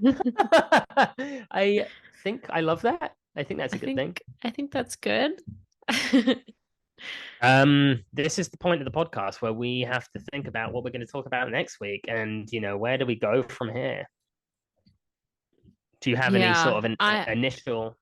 I was looking earlier and I was like, I have no idea. I mean, obviously we could go through our husband, Christopher Abbott. We could go through our husband Brady Corbet as well. I mean, he's He's been an been in a actor in million good movies. he's been in. I mean, he's in Mysterious Skin. I'd love to talk about that. He's in Melancholia. That's Oof. the last one trio I'd love to talk about. I love Melancholia. I love Melancholia as well. I'd love to rewatch it. I've seen it many times, but I just, Me oh, you know too. what else I really like Brady Corbet in? What? Simon Killer. Have you seen that movie? I have not seen Simon Killer. I remember really, really liking it, and I very happily watched that Hmm. again to sort of, I want to put that up there as an option. Okay. I'm not that excited about it, Okay. but I'd be willing, of course. Yeah, who else could we go through? I Nat mean, Na- Natalie. We could watch Natalie Portman. Existence through Jude. Oh yeah, that's true. Uh, yeah, I feel like I want to step further afield or something. I want to I want to somehow get somewhere slightly different. But it's hard, isn't it? Because these films we're in 2018 right now. Like where do we go from here? We should watch No Strings Attached. Um I'm a pass. I'm a pass on that. I'm a pass on that one. Um, Pass. Pass.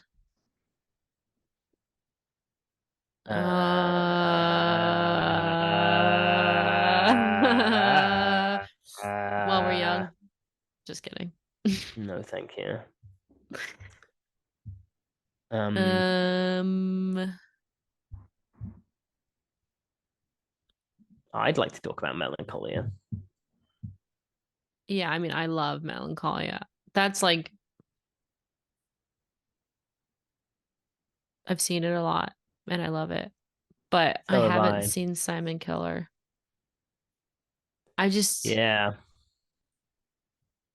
I mean, like, I don't know. I don't know. Um, Melancholia is gonna probably be an intense app. yeah, absolutely. It's the depression movie. It's like the most depressing movie. They should have just Um, called it Depressing instead of Melancholia. I basically did. Yeah, I guess so. Um, Corbet's insane. Like Melancholia, Mysterious Skin, Funny Games, I Force Majeure, know. Clouds of Sil I Maria, Eden. know. I love Clouds of Sils Maria, by the way. Not that big a fan. That's like one of my favorite movies. Really? Did you I enjoy? Did you enjoy being on set? I did. Yeah, I had a great Did time you on enjoy set. starring opposite Juliette Binoche? I liked showing my little black thong. Yeah, I bet you did. You pervert. It's a shame that Scott Walker only did 3 scores in his lifetime as well. One of them was for Polar X. You ever see that Correct movie? No? I don't think it'll be that fun to talk about, Okay. sadly. We can do Simon Killer, I guess. Like I just don't know. I don't know what it's like at all. Why don't you watch the trailer? I defer to you.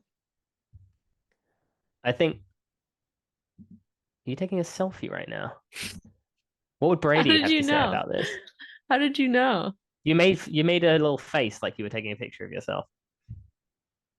Who's it for? Just for myself. Oh, and for everyone now. Um. Well, I think it's between Melancholia, Mysterious Skin, Funny Games. I think I want to take the Brady link because I think that's the most interesting link in terms of like Yeah. director to actor. I feel Do like we we any of wouldn't be those honoring Brady if we didn't do that. exactly? Do any of those other Bradys scream out more? Have a look at his page. Thunderbirds. I'm looking at his page, bitch. Whoa, whoa, Whoa! slow down there, buddy. I will not do force majeure. Do you not like that movie? No, I like it. Why did you say it like I that, don't man? know. I just wanted attention. I refuse. I refuse. I will not watch. I think you should watch the trailer for Simon Killer. Okay. It's in Paris as well. You Fine. love Paris. It was you. He's an American in Paris. I didn't know that. Yeah, Brady Corbet plays I this like, didn't. Hey, mate. I didn't know that. and Matty Diop's in it as well. Hold on. There's a trailer for the D'Amelio show. The fuck is that? Ooh. Charlie D'Amelio from TikTok? No, The things you don't know about the internet it's I'm probably good. so lucky. Yeah. I'm a lucky guy. Oh my God, he's at places in Paris that I went, Exactly. like Gare du Nord. Exactly. Actually, don't watch the trailer too much because it gives away too much of the plot, but just get the vibe.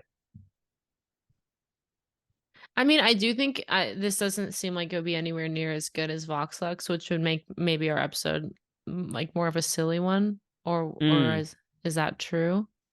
I liked it, but I mean, it's got its But problems, sure. But you know what I mean, though. Like yeah, we yeah, yeah. I think maybe we can't jump into another episode of like I this just think movie changed my life. Melancholia, for example, yeah, would be like kind of a lot again. Hmm. I think we should do Simon Killer. All right. All right. Wow, it's decided.